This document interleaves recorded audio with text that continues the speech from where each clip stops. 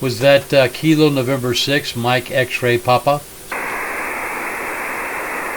That's affirmative. Name here is Cody Charlie Oscar Delta Yankee, located in Sacramento, California. Roger that, Cody. The name here is Dave, Delta Adam Victor Edward. I'm located in Caldwell, Idaho, which is near Boise. Over.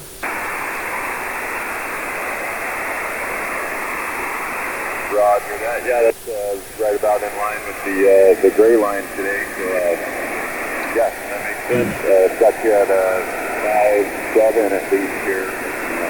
Go ahead. Yeah, Roger. I've got you about the same, 5.7, 5.8 on the peak. So I'm gonna put it down as 5.8. But yeah, it's a good signal, easy to understand. I'm running an ICOM 7300 actually. Into a little G5 RV shorty up about only about 20 feet off the ground in the center, and then it slopes down to about 12 feet off the ground on each end, and I have that in a L configuration, Lima configuration, one leg north-south, one leg east-west. Over. Roger that. Yeah, I've been looking at the ICOM 7300. Seems like what everybody's got nowadays. Seems like a good choice. I'm running a Kenwood TS520 SE with just a homemade dipole inverted V, and I was only able to get it up about 26 to 30 feet up. But can I get your call sign again? I didn't have to scramble around to get my log out. Over. Yeah, Roger. It's Cody. My call sign is Kilo Mike 6. Yankee Sierra Sierra KN6YSS, and I'm located in Caldwell, Idaho, which is the southwest part of the state. You know, you're doing really good. Your audio and signal are coming in here just fine. You're doing a great job with that antenna only up that high. Mine's only up about the same thing, about 20 feet off the ground, like I said, in the center. And it's a G5 RV shorty, which is a really not a very good antenna at all, but I'm glad we're able to make contact this evening. Over. Yeah, well, you're doing just fine here too. I've been hearing a lot of folks using the inverted antenna, and I might look into that a little bit. Yeah, I've just got a real small lot that I'm on here, and I'm in town. So I got out here. We have a lot of power lines. Matter of fact, the power comes into the home by the telephone pole. So we've got power lines that run into the houses here, and my antenna is out next to the power pole, and so I've got 4 lines coming off that power pole that run into 3 or 4 different houses, and then my antenna is basically right next to it. So yeah, it's the only thing I could do in this situation, but it seems to work okay. I do a lot better when I get out doing like parks on the air. With a portable antenna. I do better with a portable antenna on my pickup truck when I'm out in the country, out in the desert, than I do here in town. Over. Roger, yeah, funny. Well, you get up out in the hills somewhere and get a lot more antenna height, I guess. I was reading on your QRZ that you were in the Coast Guard. How long were you in? Over.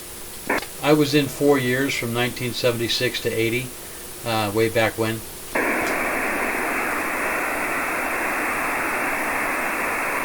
Yeah, Roger, Dave.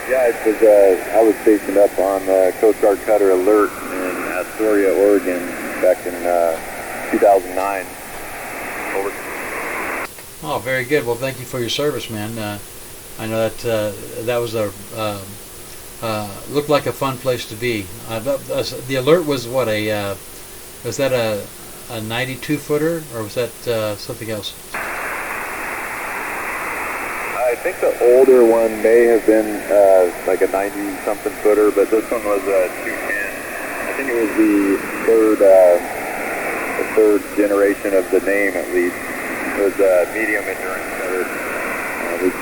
Most of our work was done down in South America. Didn't actually spend a lot of time up there on the Columbia. Over. Yeah, roger that. I was on the Coast Guard cutter Hornbeam, which was a 180-foot ocean-going buoy tender in New Jersey. And then I moved over I did a lateral with a guy to the Coast Guard cutter Sherman.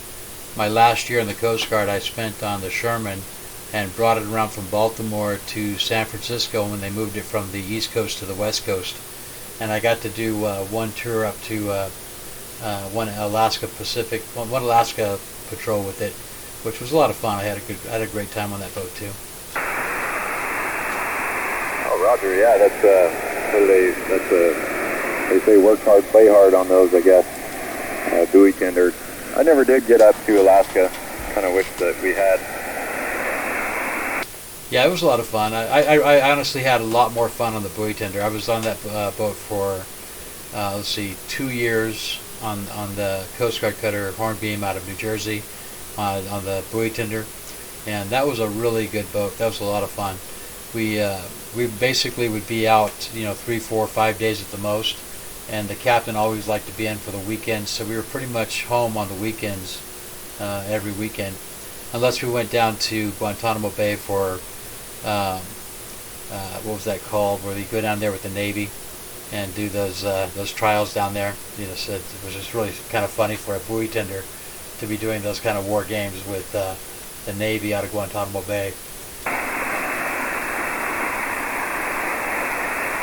Yeah, roger that. Yeah, do a lot of stuff that people don't realize. Everybody just thinks the Coast Guard sticks around on the coast. Were you in radio with the Coast Guard?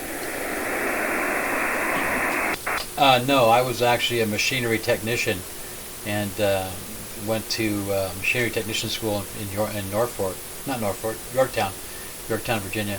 And then after that, after making E4, I went to the Navy's air conditioning refrigeration school down in Norfolk, Virginia.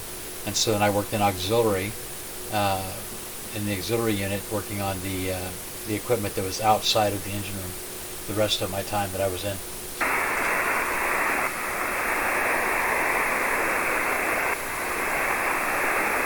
Oh, roger that, David. The boat sounds like it was pretty fun. I was just reading your QRZ and police officer, prison guard, all kinds of stuff. Bounced around a lot, man. Never a prison guard, actually a prison chaplain, which that's the thing I'm just really enjoying. I love it. But I'm also, you might have noticed there on the QRZ page, I do the YouTube thing. So I'm also making a recording, and I'll upload it to YouTube, and you'll be able to see your signal on the spectrograph, and also hear your audio on this end. And you've got, like I say, you got a really good signal. It looks real good and sounds real good. I think you'll be happy with it. Over. Roger. Yeah, that sounds. I'd be definitely interested in that. Wouldn't mind hearing my own voice on the radio and see what it sounds like. Yeah, I know. You never really know what it sounds like till you hear it on the other end. There's a guy named Alex, Whiskey 7 Hotel uniform, out of Florida. He does the same thing, and I heard my voice on his one time, and that's what kind of got me into doing it. So yeah, I enjoy doing that. I make the recordings and put them up there when I'm up to it. Sometimes I don't do it. I just kind of felt like be booting everything up today and doing it. So anyway, I'll put that recording up there for you, and you'll be able to hear it. So when you were in the Coast Guard, were you in there for 4 years? Over? Yeah, it's informative. Was just out there in Astoria the whole time. Dave, I don't know how you still have me, but I started to lose you really bad there. Just the band changing, I guess. Back to you. Okay, my friend. Yeah, I still got you. It is fading, but I'll say 73s, and you have a wonderful evening. Thanks for coming back to the CQ. Over. Yeah, good talking to you, Dave, and I'll say 73 for now, and we'll hopefully talk to you later. I'll send you a QSO on QRZ, and we can connect again. Good talking to you, Dave.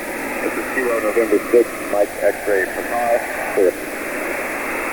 Roger that, and we just look for search YouTube in about 15 minutes by your call sign, and you'll see the video. Over. Roger that, we'll do. Okay, Dave. Thanks a lot.